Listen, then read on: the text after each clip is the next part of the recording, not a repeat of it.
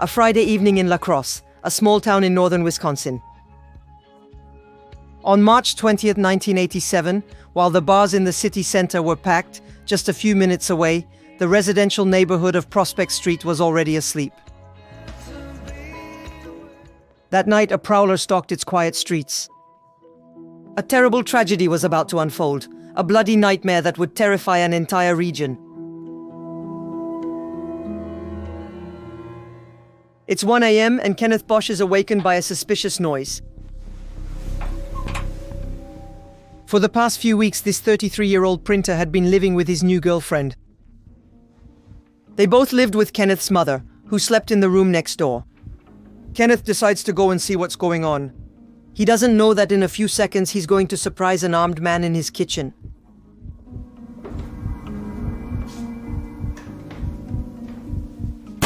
Kenneth Bosch is shot through the heart. His murderer then embarks on a macabre journey. Methodically, he moves from room to room, slaughtering everyone in the house. Liz LaBouche, Kenneth's mother, is killed in her bed with 2 bullets to the head.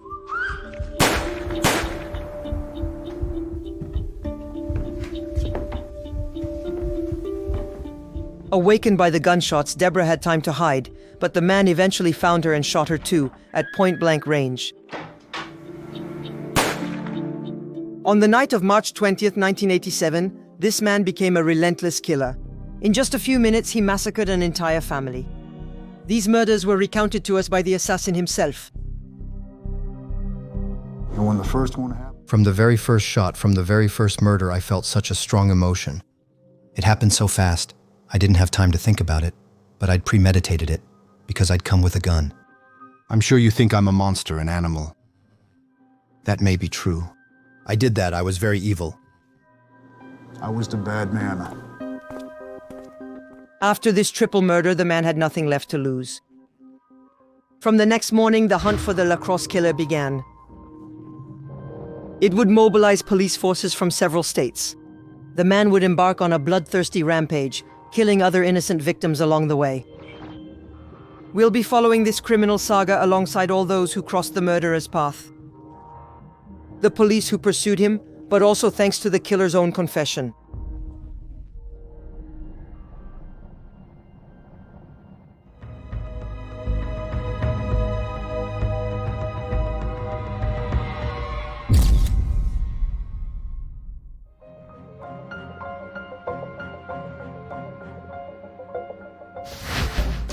On March 21st, 1987, the small town of La Crosse awoke to a nightmare.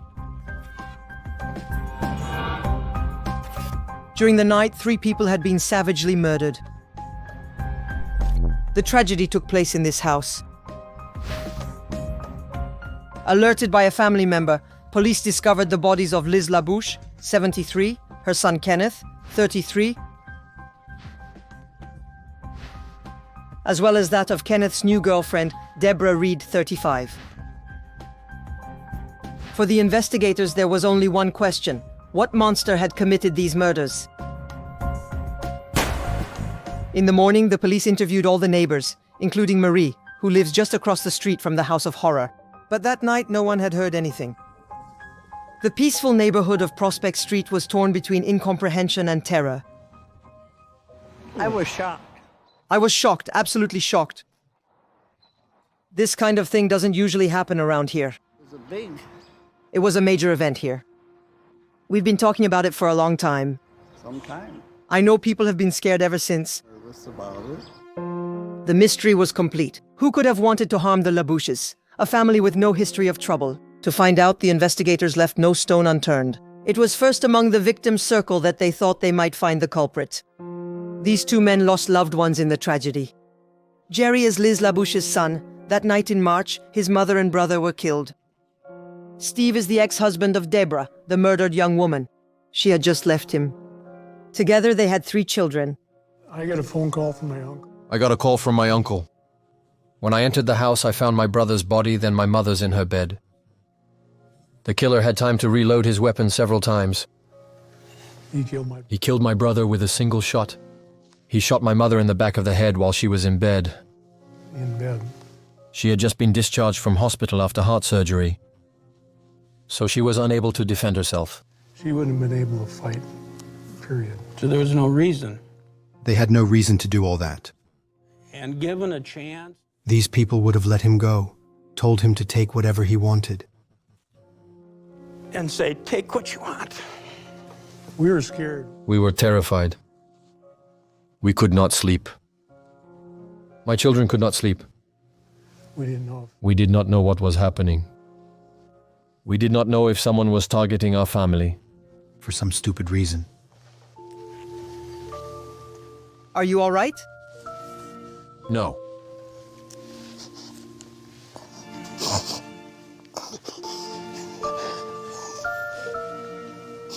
Who killed the Bosch family? And why? The investigation that is starting is particularly complex. At the crime scene, the police could not find any clues. They are going to focus on one theory, a crime of passion. Deborah Regit, one of the victims, had just left her husband for Kenneth Bush. The police then suspect Steve Regit, the ex-husband, of having taken savage revenge. And they says, no, you got to come to the police. The police took me to the station. I was suspect number 1. Because she wasn't. Deborah was not living with me anymore, but I had 3 children to support. They practically convinced me that I was the culprit. And I'm sitting there going, well, I ended up telling myself that I had really killed them, that I had had a blackout. maybe. They gave me a lie detector test. I was afraid of the result. I knew I was innocent, but I am more of the nervous type. Type of person. Cleared by the lie detector test, Steve Regit is released. The police lose their main suspect, and the investigation is at a standstill. And at that very moment, the murderer of the Bosch family is already far away. For him, it is now about escaping from the police. Minutes after his murders, he fled in Deborah's car, one of his victims. I had found her car in the garage. I went back into the house and eventually found the keys. There was some money, so I took that too. I stole some food. Still, I took that. I was terrified. I had no idea what was going to happen. I didn't know what to do. I just knew I couldn't stay there. I know I had to leave, flee as quickly as possible. That's what I did. And I left. But by stealing one of his victims' cars that night, the killer made his first mistake.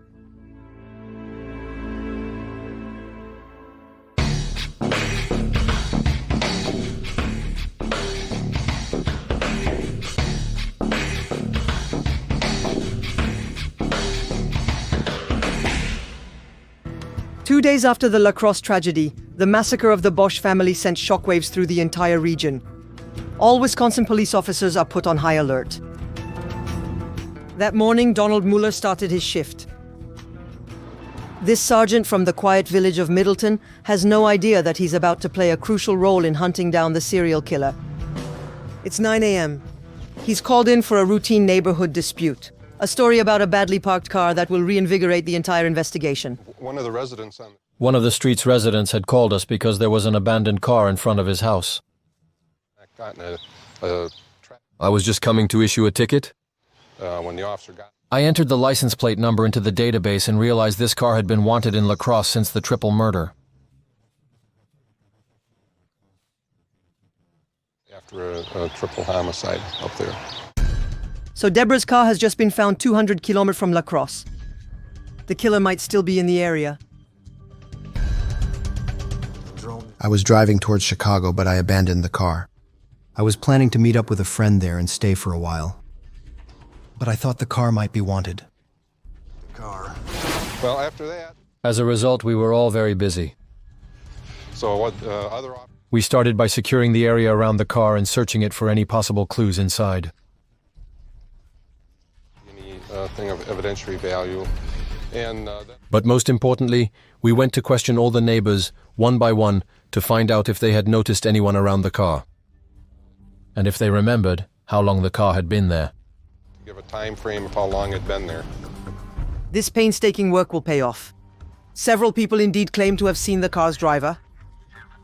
And their testimonies match. It's a man in his early 30s with red hair, wearing glasses.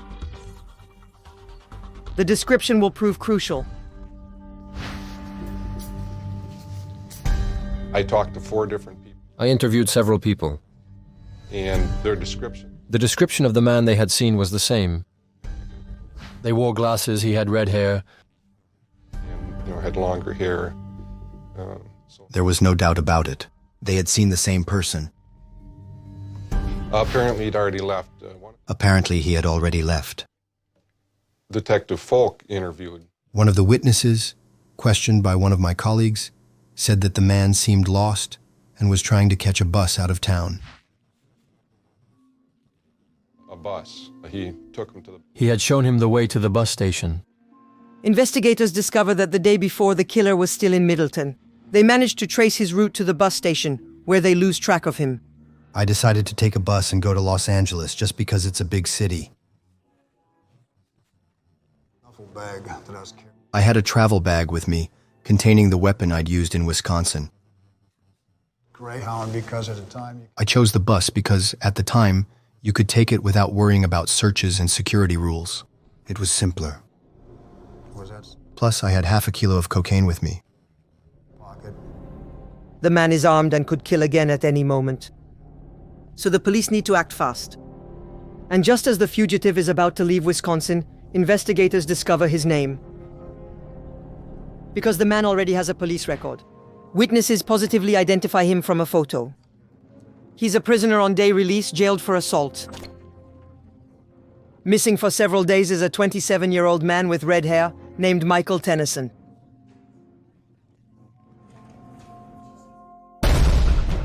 We met this man who told us his story here in this high-security facility in Colorado.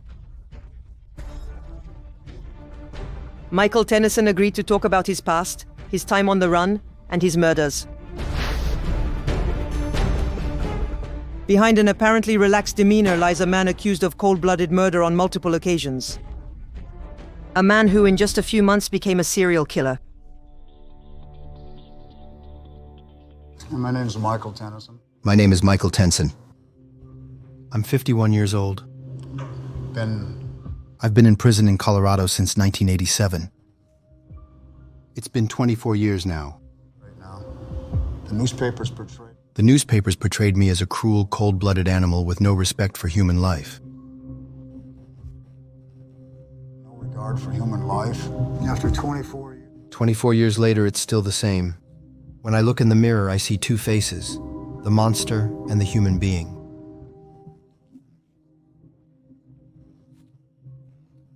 The human being is trying to prove that I'm not just a monster. I'm more than that.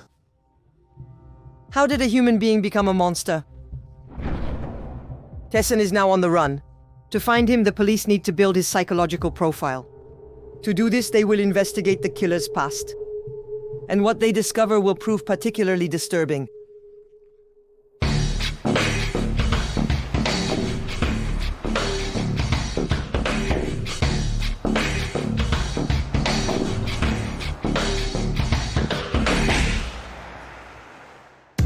Who is Michael Tennyson, and more importantly, where is he hiding? It's in Holman, the killer's hometown, that investigators will try to pick up his trail. And they're going to knock on this door. This is the home of a key witness, Beverly, the killer's mother. At the end of March 1987, her son's face appeared in every newspaper in town. Wanted for 3 murders.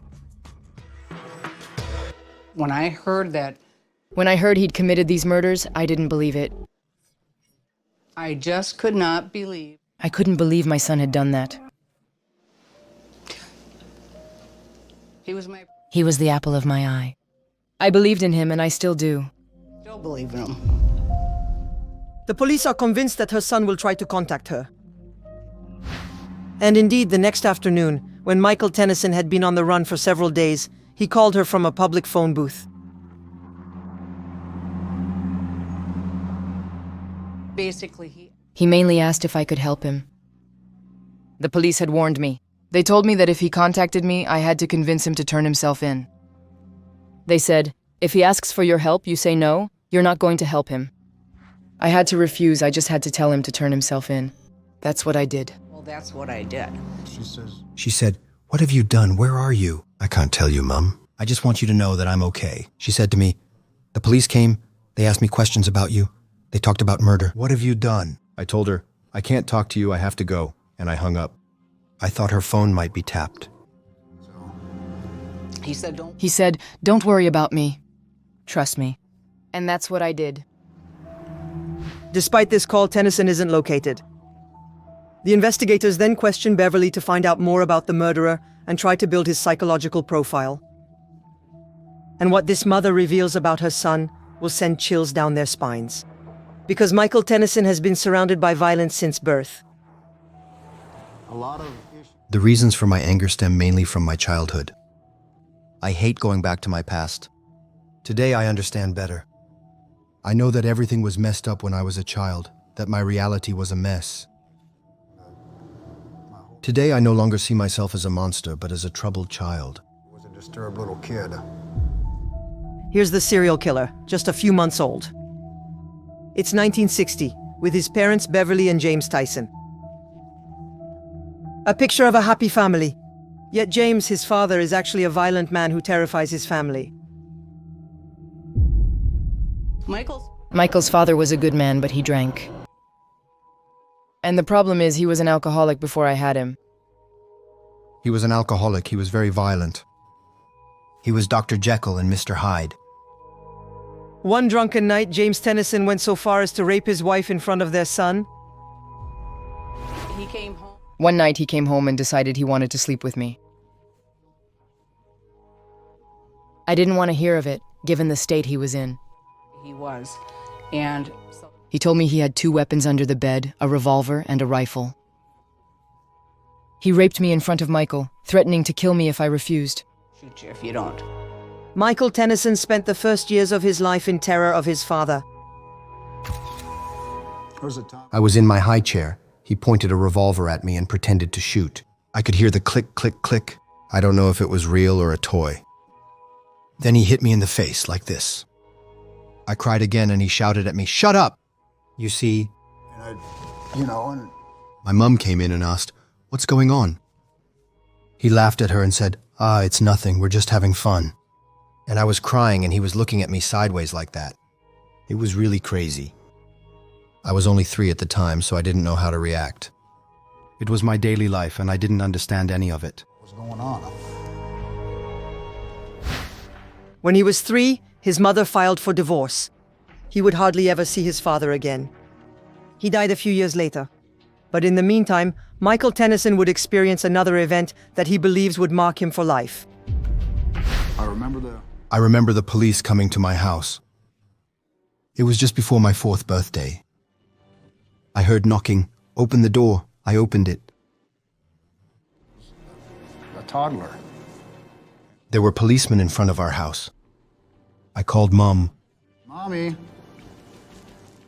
She came. "What's going on?" They said, "Mrs. Tennyson, you're under arrest." I started crying. I didn't understand. A cop grabbed me. I struggled. I bit him. I hit him. They grabbed my mother, handcuffed her, took her away, and put her in prison. Tennyson's mother is charged with statutory rape. She had recently started seeing a man who was far too young in the eyes of the law. That's right. I had sexual relations with this boy. I thought he was 23. When I found out he was only 17, I broke it off. I was 21 at the time and very naive. I didn't know anything about the law. At the age of 4, Michael Tennyson was placed in foster care. He would be separated from his mother for 6 months. Just like here. You know, when the police put my little boy in foster care, they destroyed him.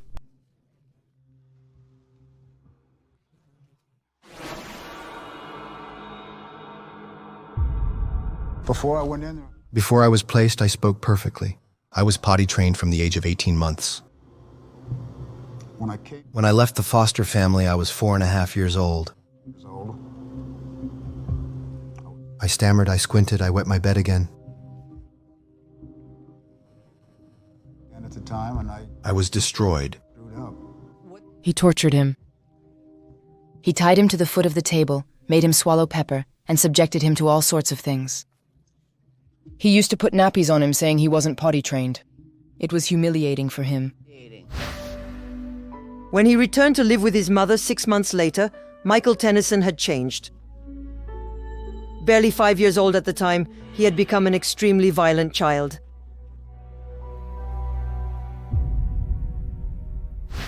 I realized at that time. I realized then that it's better to hurt someone before they can hurt you. You see what I mean? It was really twisted. And I've been applying this lesson for years. I did for many, many years. As a teenager, Michael Tennyson was self-conscious about his red hair and thick glasses. At the age of 12, he discovered drugs and committed his first offenses. Well, he became insolent. Sometimes he wouldn't come home at night. As soon as I bought him things, he would sell them to buy drugs. He started stealing from my purse. start stealing out of my purse or... A young delinquent who would soon turn to crime. At the age of 20, Tennyson joined the Marines. He was discharged after a few months for drug use.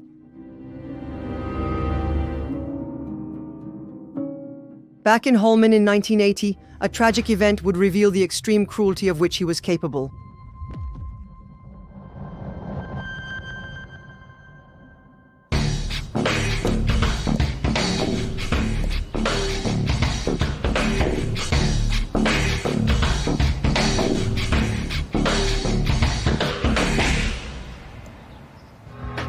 Officer Michael McKiggy had dealt with Tennyson long before he was wanted for murder. One morning in January 80, Alma's police chief faces the most sordid case of his career. He's the first to discover just how violent Michael Tennyson can be. We received a call early in the morning. An elderly woman had been robbed and beaten. We immediately went to the scene. The victim's name is Lydia Johnson. She is 83 years old. The marks on her face bear witness to the violence and aggression she suffered that night. It's around 1 a.m. when Michael Tennyson breaks into her home.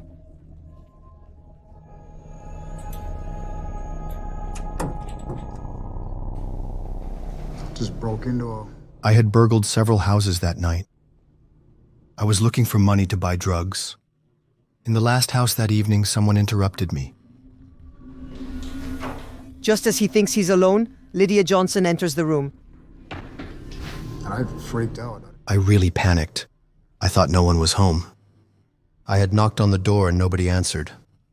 He was only 20, I was just a kid. I tried to run away, but this woman started screaming, "Get out of my house, get out of my house." My house, get out of my house. I said, I'm trying to find it. She jumped on. She jumped on me, grabbed me, and started hitting me on the head. Started hitting me in the head. She was tenacious. She wouldn't let go of me. She was thrown to the ground, I was strangling her, I was trying to escape, and she was clinging to me, biting me.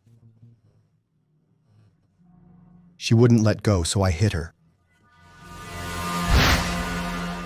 Shocked, the octogenarian waited several hours before reporting the incident.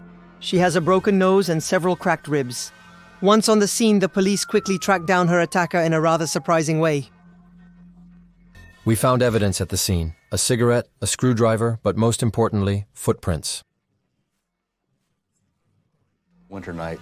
It was a very cold winter's night. It had been snowing all night. We followed these footprints in the snow for 5 kilometers.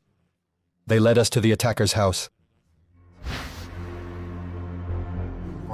They arrested me the next day. They just had to follow the footprints.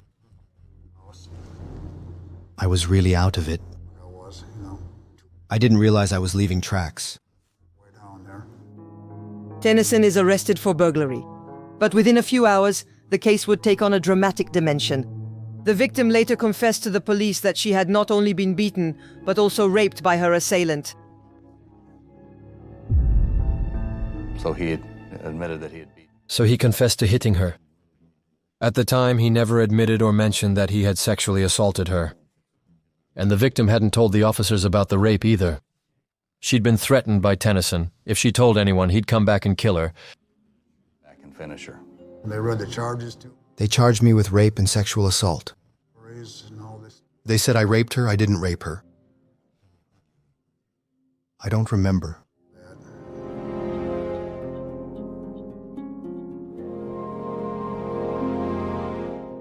Why does Tennyson refuse to admit the truth? At the time, medical examinations were conclusive. Traces of sperm had been found. Lydia Johnson, 83, had indeed been raped. My public defender came to me and he said, My lawyer told me, you have a choice. You can admit to the facts, the sexual assault, plead guilty and get 6 years. "Years." Or you can go to trial and face up to 85 years in prison. And when they see the photos of the victim, you won't stand a chance. Convicted. Tennyson accepts the deal and pleads guilty. He is sentenced to 6 years in prison. At the end of his sentence, he is granted semi-release. He only returns to his cell in the evening. A judicial decision that would prove to be a serious mistake. For Tennyson is now under threat of imprisonment again, this time for a misdemeanor, a case involving a bounced check. But it will have serious consequences. I was in prison for 6 years and it was hell for me. I was terrified of going back. So I decided not to return to prison. Tennyson decides to break his semi-release and flee the state of Wisconsin. To improve his chances, he has an idea. Try to change his appearance at this hair salon.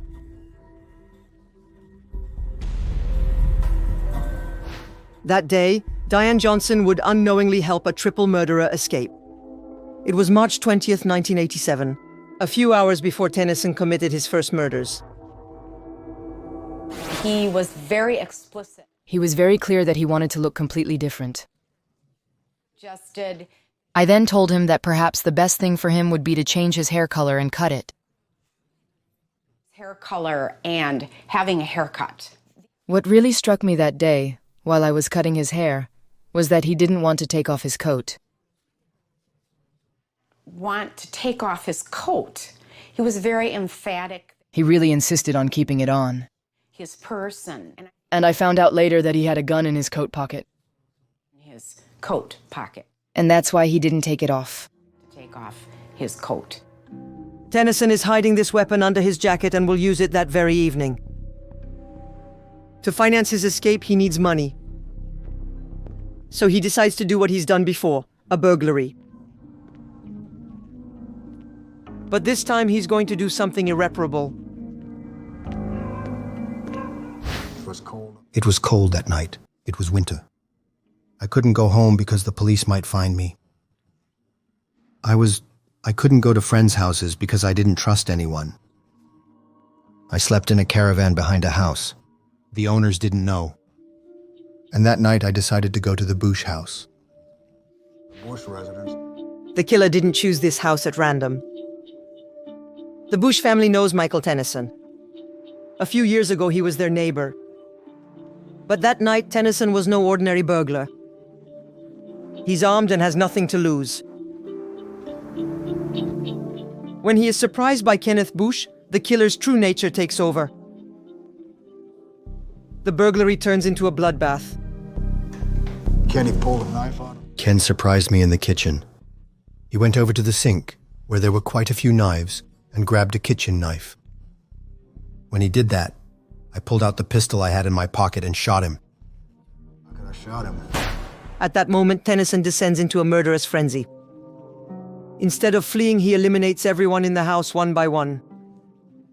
After I shot Ken, After I killed Kenneth, I heard arms in the next room.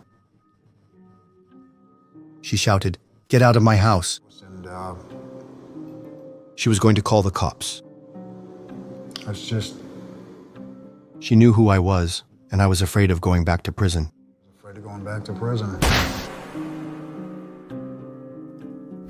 And I heard another noise. I heard a noise in another room. I didn't know there was anyone else, that Mrs. Bush was there. She turned on the light and said something like, "Oh no, what have you done?" I shot her. In just a few minutes, he's wiped out the Bushes, an apparently happy family, the kind of family he's never known. That night, the triple murderer was an escaped convict, a man supposedly sleeping in his cell. Yet another source of anger for the victims' families. The main thing. What really makes me furious is that this guy was on day release and he didn't go back to prison.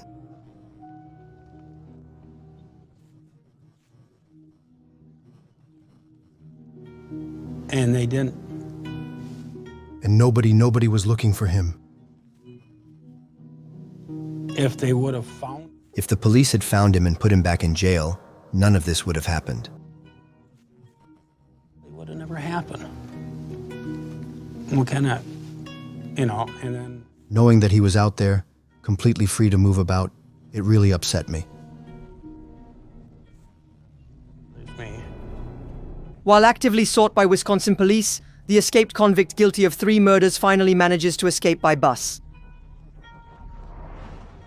1,500 kilometers on the run, at the end of which, on the other side of the United States, Michael Tennyson will kill again.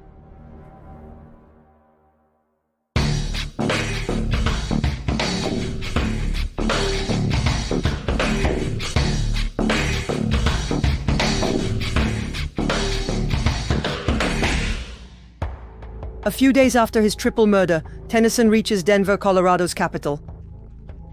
It's in this city of 600,000 that the killer on the run chooses to hide. It's here that his murderous impulses will soon resurface. Going from Chicago. Between Chicago and Los Angeles, Denver was an important stop. That's why I stopped. It wasn't planned. There's nothing behind it.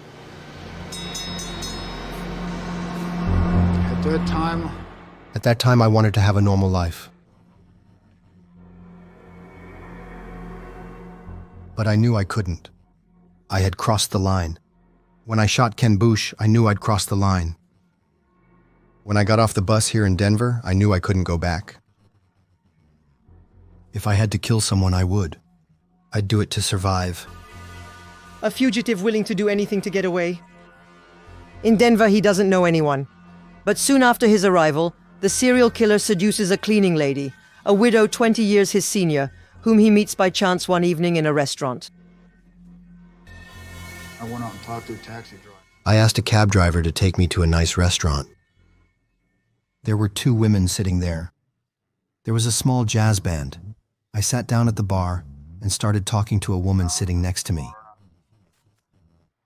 Her name was Genevieve Dorrance. I went to her place and stayed there for 3 months. Here for 3 months. Genevieve Dorrance is not wary of this man who approaches her that evening. She lives alone and falls for this stranger's charm. She offers to let him stay in her apartment in the suburbs of Denver.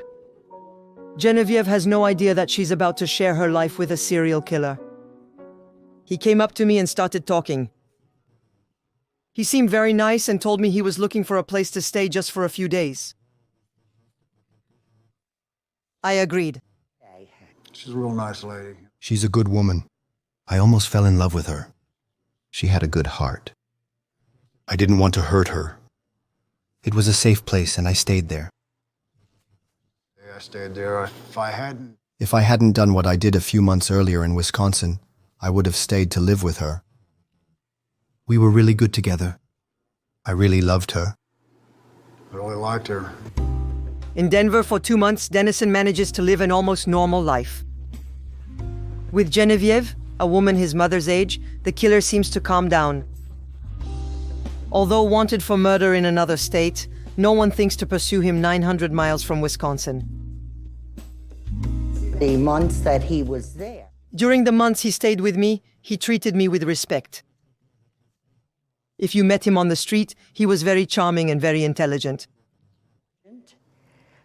He didn't ask me for money, so I accepted the fact that he didn't have a job.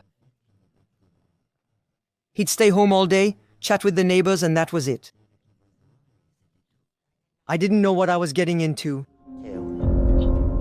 Genevieve knows nothing about the criminal past of the man she's living with. She especially doesn't know that Tennyson's true nature will soon be revealed and will change her life forever.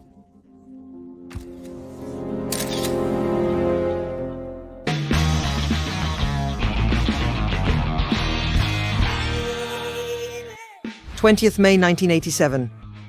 2 months to the day after committing his first murders in La Crosse, Michael Tenneson is about to spill blood again. That evening, Tesson spends it in a bar with 2 of his friends. Two men in their 20s whom he had met a few weeks earlier. Jeffrey Sheffield and Michelle Gonzalez. This is a bar. There was a bar where I was partying one night. On drugs. At the time, I was selling drugs. That's how I met them. They heard I was a dealer, so we exchanged numbers. Since then, we'd been seeing each other regularly. Couple days. When the bar closes, they decide to go to Sheffield's flat to end the night. The two young men don't know that the man who is supplying them with drugs is actually a killer.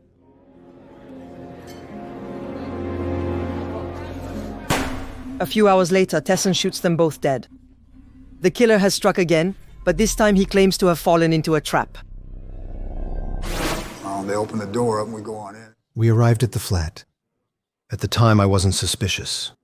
I went in and very quickly they started threatening me, saying, "We want your drugs, we want your money." Drugs, we want your... Back then, I always carried my 2 guns with me. My hands were in my pockets. Mitch pointed a gun at me and said, shaking, "I'm not joking, you bastard." I said, "Easy, easy." They were both becoming increasingly threatening. I pulled out my gun and shot Mitch in the head. He fell onto the sofa. Right there, right on the couch. Jeff ran to the bedroom and closed the door. Pushed the door open. I opened the door. He turned around. He tried to run away and I shot him. I looked around. I was already familiar with this situation. I had to get out of here. I needed a car. Out of there. Once again, he flees by stealing one of his victims' car. But did Tennyson tell the truth? Rightly or wrongly, he felt threatened by the two men. He then applied the lesson from his childhood. Hurt someone before they can hurt you. But the police investigation will show that this threat only existed in his head. That night, it wasn't self-defense, but an execution.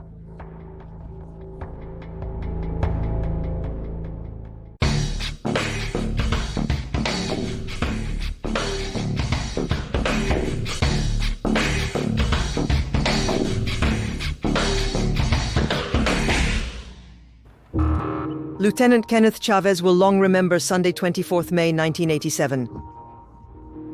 He's about to go home when he's called out for an incident. He doesn't know that he's about to face the most extraordinary case of his entire career. In the office. Back then, there was always a detective working at the weekend in the office. Working on weekends, and I was the junior. And I was the youngest. So it was my duty to work on Sunday. I was working from 7:30 in the morning to 3:30 in the afternoon, and at about 3 o'clock I got a call. There had been a murder. It's in this building here. This is it. This is it. It was in this vast apartment complex that Kenneth Chavez responded that day. Neighbors on the ground floor of this building alerted the police. They had just made a gruesome discovery right behind this door.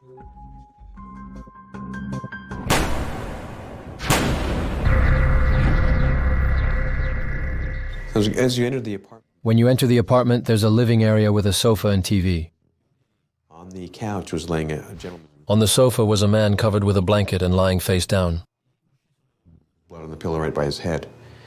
There was blood on the carpet around his head. Bedroom. At the back of the room was a bedroom, and in the bedroom was another corpse in a bed. Head area and stuff. After a quick examination of the crime scene, we realized they had been shot during the night. Back of the head. And The one in the bed had been shot 3 times. one's to the back of his head. Both were killed at point-blank range. At very close range. The day after the double murder, the tragedy made headlines in the local press. The victims were quickly identified. Michelle Gonzalez was 22 years old. Jeffrey Sheffield, 23 years old. Lieutenant Chavez's investigation would soon prove that these 2 young men were killed in cold blood. Contrary to what Tennyson claims, they were shot while sleeping. Ballistic tests prove it, and one detail catches the lieutenant's eye. Michelle Gonzalez, one of the victims, was deaf. The order of the murders seems to indicate that the killer had planned everything. We know that Sheffield slept in his room and Gonzalez on the sofa. Covered up. They were killed in their sleep. Gonzalez had a hearing aid and he didn't wear it when he slept. So the perpetrator murdered Sheffield first, to avoid being disturbed by Gonzalez before shooting him. So who coldly executed Sheffield and Gonzalez? At this point, Lieutenant Chavez has no leads. But Tennyson knows he can't stay in Denver any longer. He was seen in a public place with the two victims. Just like after his triple Lacrosse murder, the assassin knows he must flee again to escape the police. And it's to Genevieve, the woman who's been helping him, that Tennyson turns for help. One evening, while they're both watching a police drama on television, the killer breaks down and confesses the unthinkable. He is a murderer and has already killed 5 times. That was my favorite program. It was my favorite program. And as we watched it, he confessed everything. I don't know what triggered it in him, but yes, it's a true story. Yes. That's right. I tried to tell her many times. I cried one night and she asked me what was wrong. I couldn't tell her. I just told her something was bothering me. And finally, I confessed everything to her. That evening, the housekeeper discovers with horror that she's been living with a serial killer for 2 months. But I did not know what... I didn't know what to do. I didn't know if I was in danger of being killed. I was scared. I was scared, but I didn't want to show it. So I tried to act normal, but I was terrified. All I wanted was for him to leave. I thought she was going to call the police, but she didn't. Afraid of Tennyson, Genevieve doesn't alert the police. She even helps him leave Denver. She buys him a plane ticket to New York at the airport.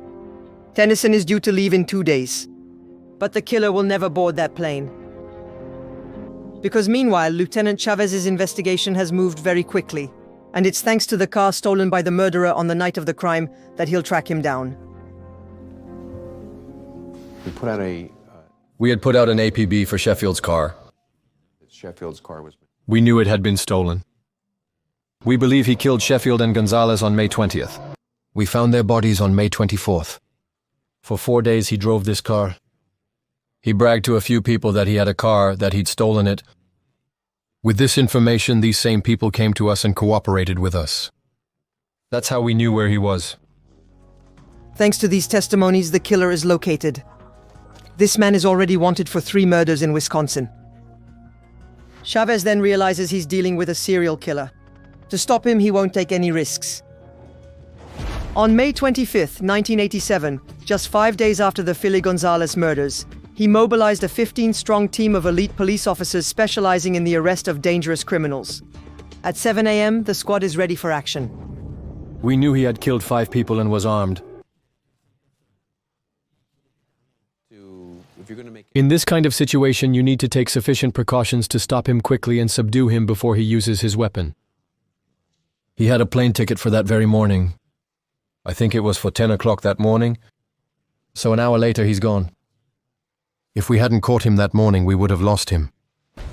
Tennyson's arrest will be particularly forceful. They put explosives on the They blew up the front door and the bedroom window. bed where we're sleeping. We were sleeping, and I got glass splinters in my face, and they came in. I remember this explosion, a big boom, and I thought I was dreaming. I wanted to get out of bed, but I felt something stopping me. It was the barrel of a rifle against my mouth. Screaming, mother. One yelled, "Fuck, if you move, we'll blow you away." I had my gun stashed right next to my bed.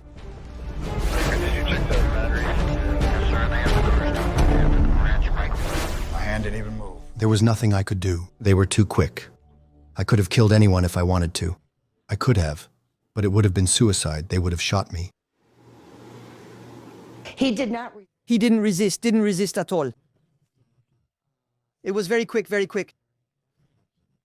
They handcuffed me, they took us away, and that was that. Michael Tennyson and Genevieve Dance are arrested and taken to the police station for questioning.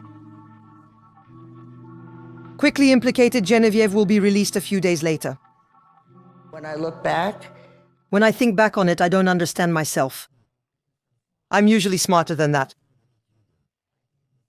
I don't know why I didn't see it. I was working hard at the time, but I didn't see anything.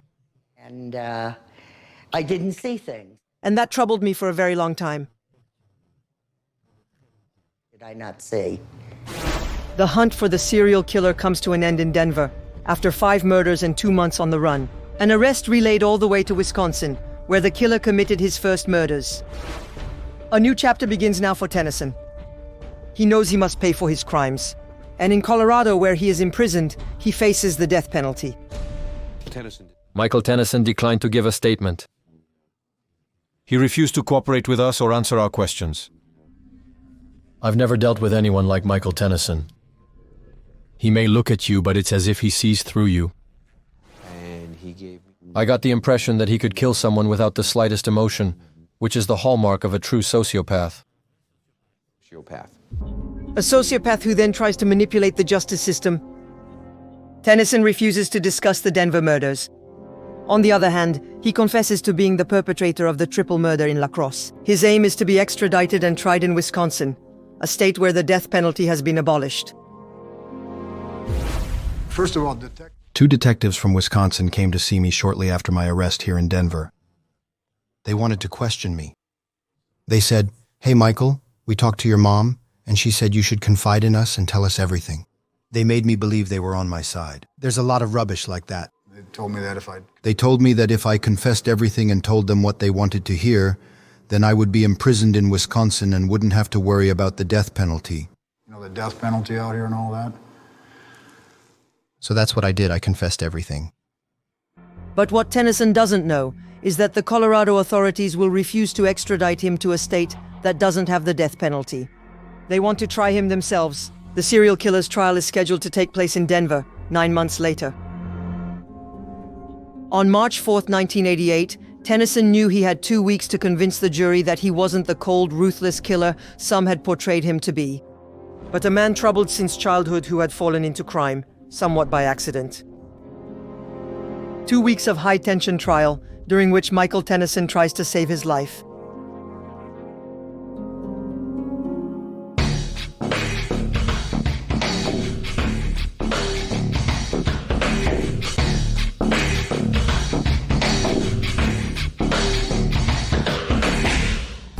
Determined to see Tennyson get the death penalty, a prosecutor will devote all his energy to the case. As soon as William Buckley learns of the case, he has no doubt that the serial killer must be executed.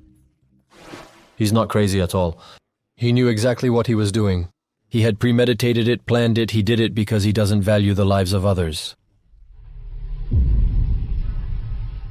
Based on a career of In my career as a prosecutor, I've never known such a murderer.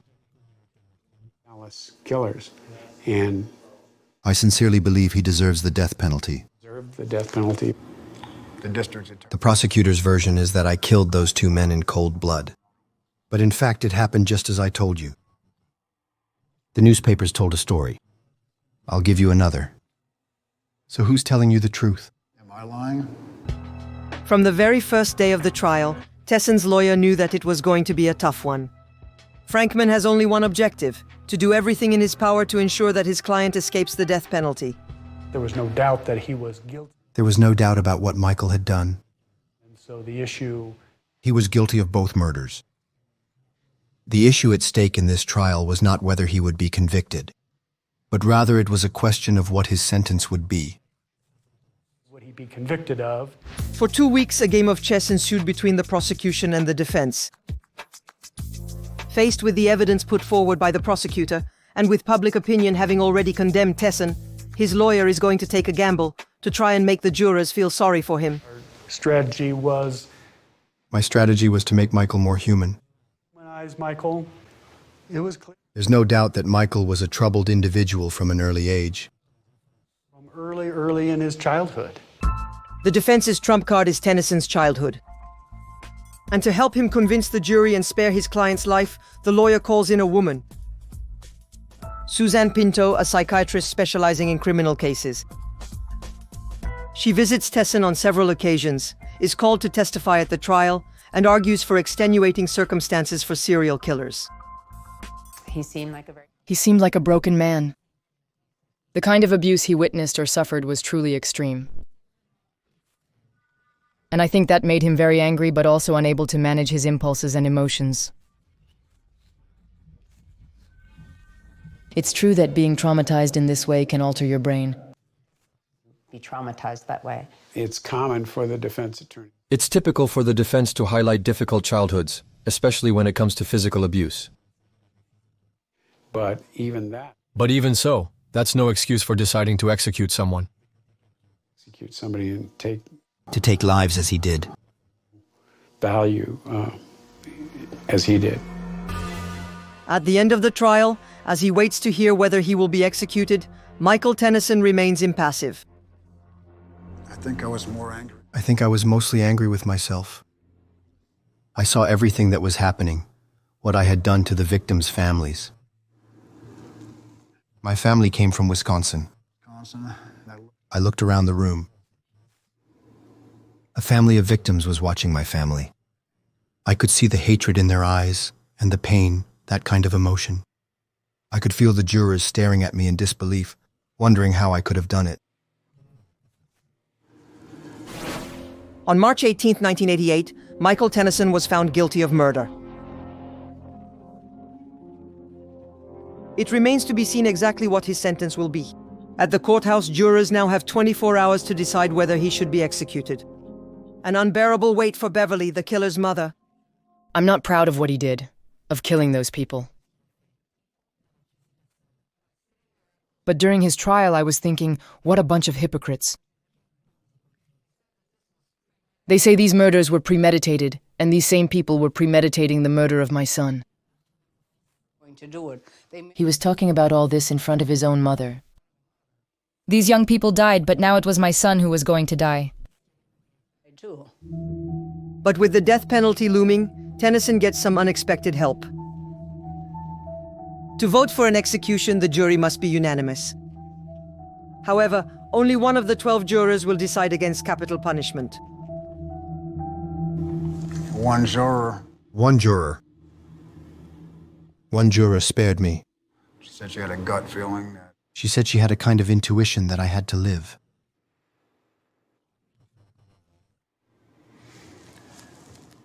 She's a very wise person. I often think back to that day.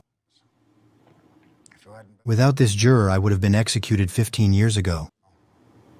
The one person on the jury. This juror who did not vote for the death penalty was a nurse who worked for the federal government. The only thing she said was, And the only thing she said was that she felt sorry for him. I'm not sure why. I don't see why we should feel sorry for him. I don't believe I don't think he deserves to still be alive after killing 5 people. taking 5 people out, but But that's for the jury to decide. the jury's decision. I think if she's If she saw me today, I'm sure she wouldn't regret her choice. Tennyson escaped the death penalty and will spend the rest of his life in prison. But even behind bars, has he overcome his murderous impulses? Today, some have reason to doubt this.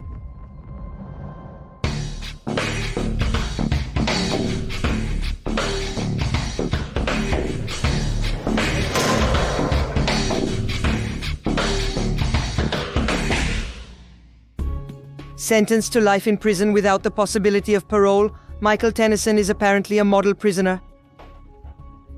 The killer claims to have changed and to be haunted by the memory of his victims. I'm not the cold, callous. I'm not a cold, unfeeling killer, as the prosecutor described me.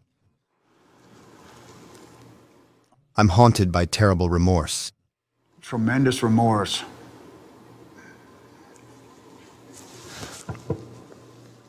If only I could bring them back.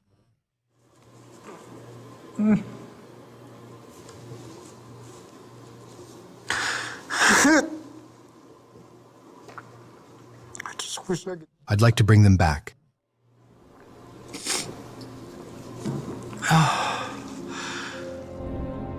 But behind his tears, is Michael Tennyson really sincere? Or is it just another manipulation? Because the man is still just as dangerous. From within his prison, he will even try to commit one last murder. And the one he's trying to have killed is William Buckley, the prosecutor who wanted him executed. He's really dangerous. He holds a personal grudge against me for his imprisonment, and he tried to hire someone to kill me. What does this mean to you? For over 10 years, William Buckley has been under threat of death. In May 1998, he received this police report. A fellow inmate of Tennyson claims the killer is trying to have him murdered. A phone conversation with an anonymous caller is transcribed. Tennyson is explicit. Find this Buckley, find out where he works, go there and kill him. A threat that William Buckley takes very seriously. I've been threatened in my career. I've made quite a few enemies. That might take what Most of the time I didn't worry about it. have some concerns about. But he worried me because he has money. Because he has some fun. He has financial resources that other inmates don't have. Tennyson has an income. In recent years, he has devoted himself to painting. These paintings are sold in galleries across the United States for up to €2,000 per canvas. With this money, Tennyson would have the means to order a murder. An accusation the serial killer denies. Today I have no more enemies. There's no one in the world I hate enough to kill. Really, I've hurt so many people I can't stand the idea of hating anymore. I hate hating. I've killed 5 times. I probably deserve to be here. But if I got out, I wouldn't kill anyone. I won't hurt anyone. I won't break any laws. I won't even smoke a joint. Once again, 2 images of Tennyson clash. That of the prisoner who claims to have repented, and that of the killer he has never ceased to be. So what is the true face of this multifaceted man, both victim and murderer, unstable and manipulative? Until his death, Michael Tennyson will keep the mystery alive.